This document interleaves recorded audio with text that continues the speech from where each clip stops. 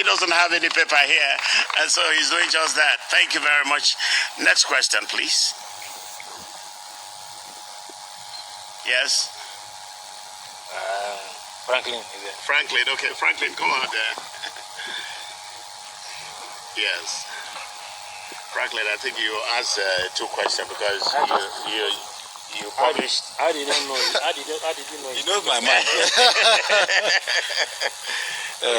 Franklin never asked one question. No, just ask just two. It's okay.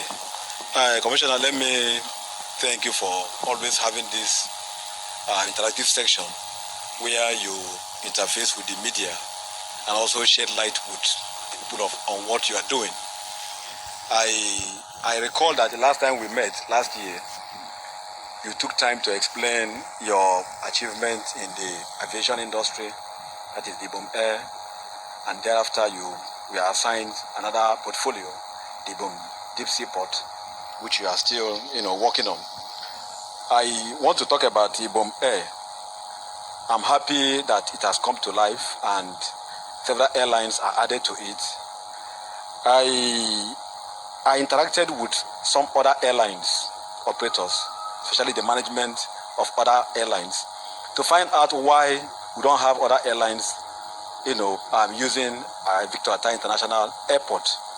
Why did I go to that extent? Because I noticed that the cost of the flight, Ibom Air, from Uyo to Lagos, from Uyo to Abuja is very expensive. People will have to travel from here to Calabar or from here to Port Harcourt to board the same Ibom Air at a cheaper rate than using Victor Atta International Airport on Ibom Air, because of the fact that there is no competitive flight apart from Ibom Air, and most times flights are rescheduled and the delay could set in, like what we had when the state had the Carol Festival. My friends were to come in from Lagos and Abuja, they could not come.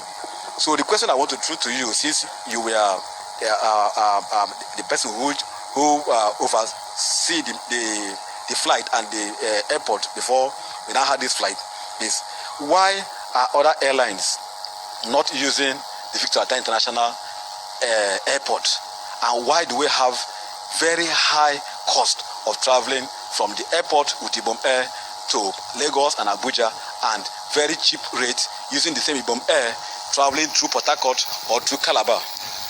The second question I want to throw to you is, you are from Itu.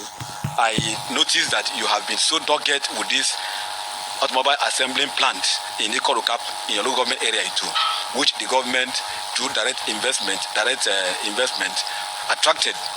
This is one of the projects that the governor, after his swearing in, he left to go and lay foundation in 2015. I have been monitoring the project. I've been going there severally to see what is happening. Recently, the governor said that before May next year, that the plant will be inaugurated. I still have doubt, and I want to ask you now, what is actually happening? I'm aware that about 22 Akwa Ibom indigenes were to be sent to Israel to go and understudy and be trained on how to be able to couple vehicles and to also assemble them. And then when they come back to Nigeria, they become the pioneer staff of the car assembling plant. As we speak, that arrangement has not been done. As we speak, the plant is still under, call it 60% completion. I keep going there. What you see is the warehouse, the equipment are not there. What is the level of commitment of the state government, and how are we going to get this plant kicked off and start and employ? Because when you have the airline, you have the seaport, you have the vehicle assembly plant, I tell you that the state will become an industrial hub. I will start from the last question. Franklin, the level of completion of the assembling plant, I would say, is 90% completed. When you are talking about, you say you are seeing the way everything to enable the assembly of the vehicle is ready.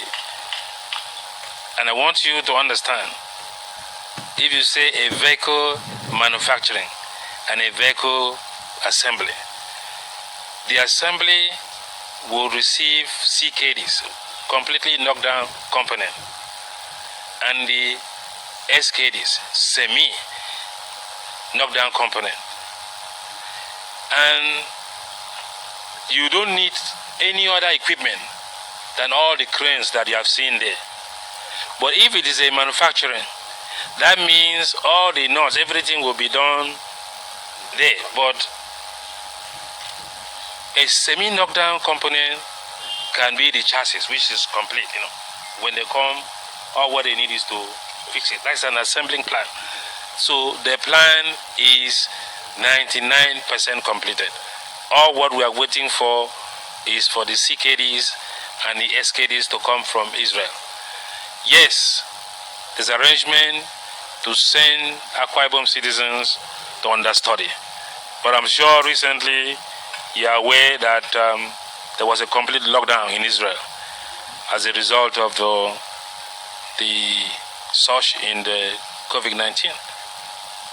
You are journalists. If I'm saying the wrong thing, correct me. Recently in Israel, there was a lockdown, so that slowed down what we were supposed to do.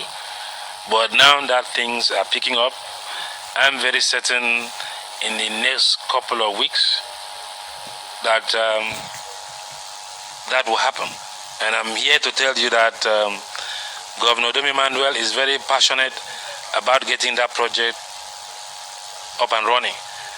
And he has done what is expected to be done so that the CKDs can come in and our people can go in there for training. So that is it, and a lot of work has been done in that plant. The idea that 60% is not correct.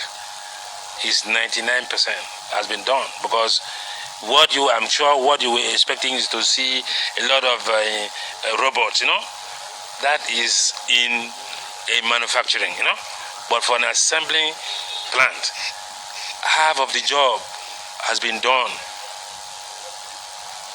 in Israel, and what is just coming here are components that just be assembled so that it becomes a vehicle.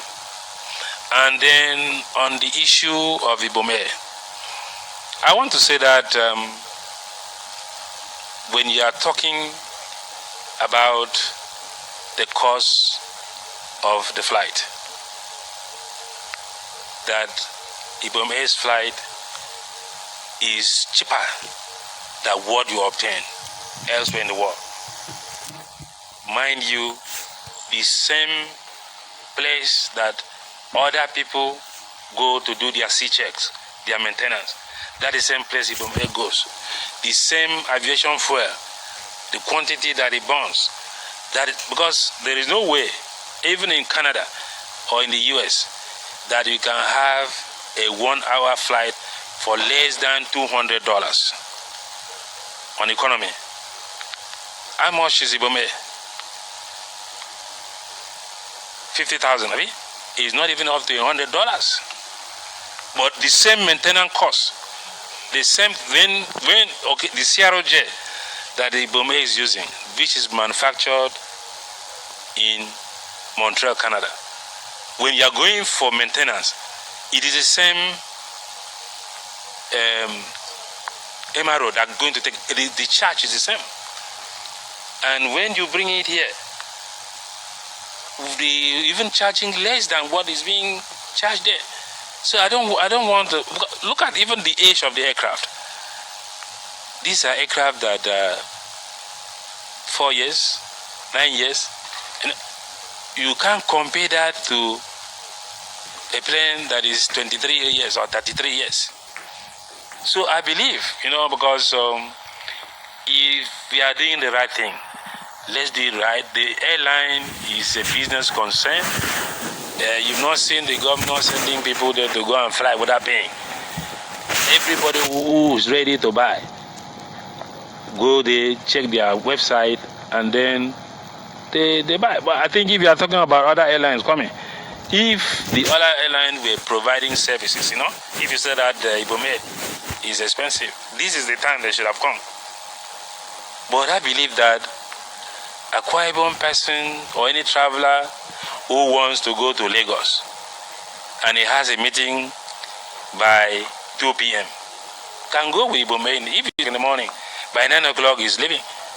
And he will be in Lagos on time for you to attend your meeting.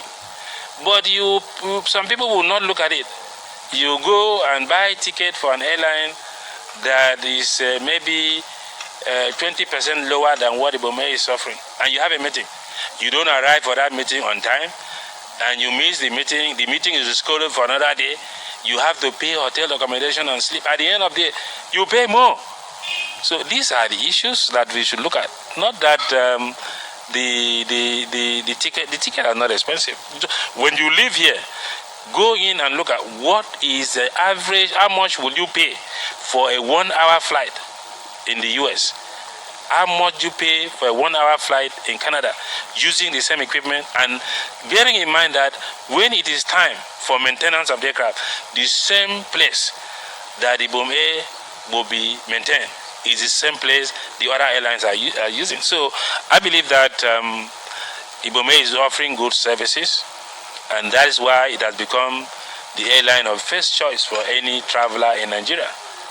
So Franklin, the price is not high, I want to tell you, and I'm sure you will confirm this by the time you go and do the check of what I've just said now. Huh? 120 for 80,000. Okay.